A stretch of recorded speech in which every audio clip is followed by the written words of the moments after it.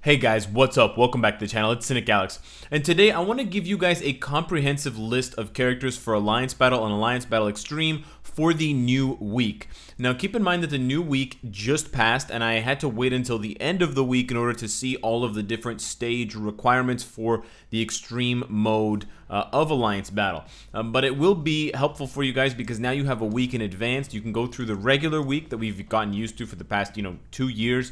And you can prepare for the second week, which technically starts on round 9, but round 9 is no criteria day, which is the easiest one to fulfill, so it's actually going to start on round 10. But for the sake of just how easy it is to explain, I am actually going to start with today, which is still round 1, which is one of the new stages for Blast Villain. And the reason why this is important is because as long as you can hit 100,000 points, 100,000 score for any day of Alliance Battle Extreme mode, you'll be able to get the maximum rewards. Believe it or not, there's no better reward, there's no actual physical reward, gold, cards, Nornstones, bios, for getting above 100,000. The only reward is that you contribute more points to your alliance's total score gets higher, and then if you can get into the top 16 alliances in the game, you can get into the alliance tournament, and you can compete in that, and of course, the #1 alliance and the #1 player in the #1 alliance will get a weekly sum of 5,500 crystals, but that's only one person in the game each week. But starting off with Blast Supervillain, which is today's day, we have a pretty interesting group of characters to use. For a lot of these days, you're going to have to rely on uniforms for certain characters, so I want to make sure that I touch on all of that. Now, as far as I'm going to try to list these characters in order of how high I think they're going to score, and also in some way how easy they are to play. But of course, the amount of score that you can get, or that I predict the character can get, is definitely going to take precedent over how easy they are. So of course, #1 for this day, the new Blast Villain has to be Strife, but of course, vast majority of you who are watching don't have Strife built up, myself included, so we got to kind of move to the second possible option. The second possible option would be Magneto, and he's great because you get him from the epic quest for Jean Grey anyways, and he's got a self-buffing leadership, so you don't really have to worry. You can just slap on any 2 other villains or any 2 other blast types and go. But there's definitely better team combinations for him. The one that I was using just offhandedly was Cyclops and Red Skull without his uniform, so be careful, because if you have the uniform on, he becomes a speed villain and he's not available for this day. You could also switch out Red Skull for Ulysses Claw if you need to maximize your Magneto's crit damage, because Claw has crit damage as part of his team passive for his tier 2. Of course, some other great characters you can use. Enchantress is a good option. She can probably hit 100,000. Ulysses Claw can definitely hit over 100,000. He may be able to hit higher scores than Magneto, so he might actually be ahead of Magneto, but because of the leadership issue, he does have a little bit more team requirements. You could also use Yellow Jacket. You might struggle a little bit to get 100,000, but it's possible. Mysterio is another option. Of course, you're going to want a leadership like either Lash or MODOK, so yeah, you're going to have to get one of these 2 characters to 6 stars. Not tier 2, but at least 6 stars for the leadership. And of course, if you have this uniform for Cyclops, the villain Age of Apocalypse, this one's great as well. I think himself he can hit 100,000, but it's also a good leadership because it provides 25% all attack and an additional 15% energy. So scratch what I said about Lash and MODOK if you have this uniform. But this day is particularly difficult because the Frost Beast uses silence attacks. You can see by the intel right above me, when he hits you, he'll silence you and he'll reduce your movement speed. This is the same thing that happens on the combat villain day with Apocalypse or Carnage or Titania or Sandman or Scourge if you're using him. So for that reason, you're going to have to pick someone who has lots of iframes, or who has a guard ability, or who has invincibility, because those things will protect you from the silence effects. The reason, and also the other reason why I had to wait until the end of the week to do this list is because I needed to see what all of the intels were. So moving on to the next round that we would have seen after the Blast Supervillain, it would be this no criteria day, which is just a free-for-all. The best characters for this, obviously, of course, Captain America tier 3, Ant-Man, Cable with the new uniform, Scarlet Witch with the new uniform, Bucky or Winter Soldier with his gears maxed out, someone like Deadpool tier 3 perhaps, but the choice is kind of yours. You can find plenty of teams online and plenty of videos of people scoring high, close to 2 million, definitely over 100,000 with basically anyone you throw out there with a damage proc. Moving on to the next stage, this one's quite difficult. It's Universal Superhero Female. There's a lot of restrictions, and so the list of available characters is actually very, very tight. In addition to that, this day has a blind effect, so it's exactly the same as the Universal Hero from the other week where we usually use Thor or Nova or maybe Odin if you don't have any of those characters. So when the Frost Beast hits you, if you don't have an invincibility or immunity or guard hit, you will be blinded for 10 seconds. If you're blinded, it's harder for you to hit, so there's a greater chance to miss attacks. The best heroes for this stage are Satana with her newest uniform, Quasar, Captain Marvel, Clea, Singularity, and Jane Foster. I think those ones at the end there, Clea, Singularity, and Jane Foster, you'll be very challenged to hit 100,000 with them, but you can definitely hit above 100,000 with either Satana or Quasar. They're both very, very good. The jury, I think, is still out on which one of them is better, but I was able to hit above 200,000 with both characters. I wouldn't invest too much right now in any of these kind of lower score characters. If they're only scoring 200,000 or 300,000 like Magneto, like Satana, I would not throw CTPs on them. That's my advice to you. And I would wait to see what happens in the next few months, because usually after Netmarble makes a big change to Alliance Battle Extreme, they like to introduce new heroes or uniforms that perfectly suit that game mode, so they can make a few bucks and so that people can score higher without, you know, really frustrating builds for underperforming characters who just don't have a lot of DPS for Extreme Alliance Battle. The following day is a Villain Female Day, and this is another difficult day with very tight restrictions.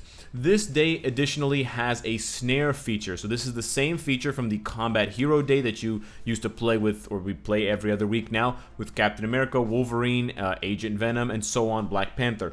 So when the Frost Beast hits you, you're going to get snared in place for, I believe it's 2 or 3 seconds. You like my snare animation?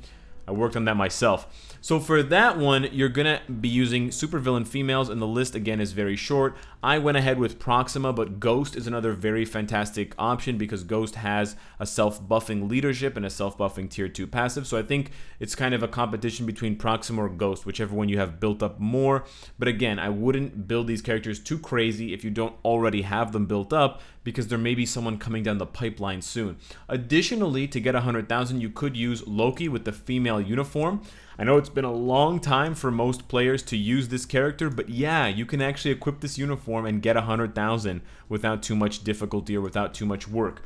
For the female villain day, you can also use Supergiant, you can use Titania, you can use Enchantress or Hela. So it's nice that you have a little bit of a double dip for characters like Enchantress, because they're available for both the Blast villain and the female villain New Week Extreme Alliance Battle days. After that, we look for the Speed Hero Female. Tons of focus on the ladies. This one is a little bit more open. Luna Snow is by far the #1 contender for this category, but you can also use Black Widow, especially with the new uniform, and level 70, gear 25, X23, although not farmable, is probably a decent choice. Elsa, Shuri, Domino, Rogue, Kate Bishop, Gwenpool. There's actually quite a lot of options for the Speed Superhero Female, and I think all of these can hit 100,000. This day is particularly easy because the Frost Beast only has a barrier. So it basically means that every 45 seconds, he will activate a 20-hit shield that you have to like knock down with your attacks. Just basically like any kind of barrier that Loki has or other characters have. So it's not very threatening. There is no negative effect or crowd control type move on your character. After that, we have Combat Female. This is another pretty open day, and this is another one that utilizes uniform creativity to the highest degree, and that's why a lot of you on my streams have been seeing me using female Captain America. That's right, Secret Wars 2099 has found a use, and it's great that this uniform is now only 500,000 gold, so definitely pick it up if you want to have a higher score in the new week of ABX.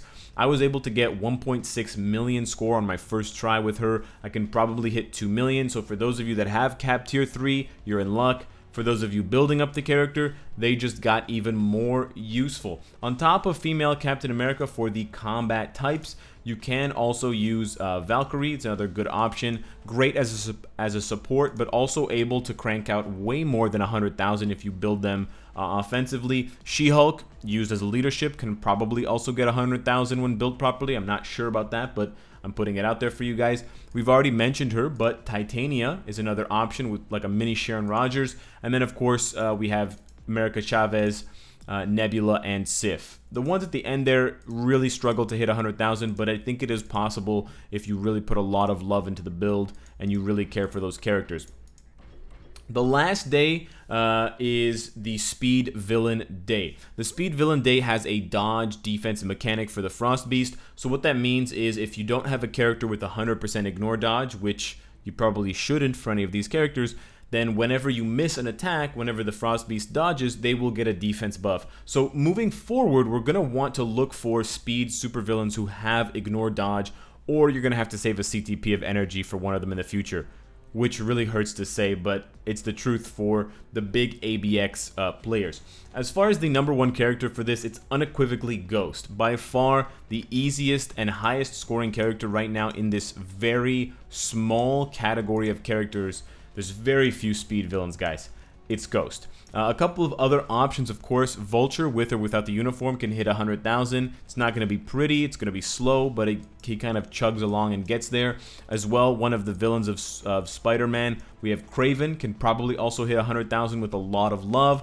And then rounding out the list, I can't believe I'm saying this, Green Goblin. I wouldn't recommend using him, but it is possible as a speed villain. And then, of course, if you put on his uniform, Red Skull can hit 100,000. No, I don't even know if he can hit 100,000, but he can compete in this game mode and get you some kind of score. I have no idea if he can hit 100,000, and I would be very entertained if anyone has their own, anecdote of hitting 100,000 in the past few days with Red Skull as the primary damage dealer. So those are the characters that I recommend that you take a look at for Extreme Alliance Battle for the new week. Of course, the old week stays exactly the same, but what I would recommend you do is take a look at the characters that you're using for the first week and take a look at the characters that I've discussed today for the second week and see how much overlap you can find. And that way you can avoid building up too many characters, because you don't want to go too wide with this, spending too many CTPs, spending too many obelisks, fully awakened ISO weight sets,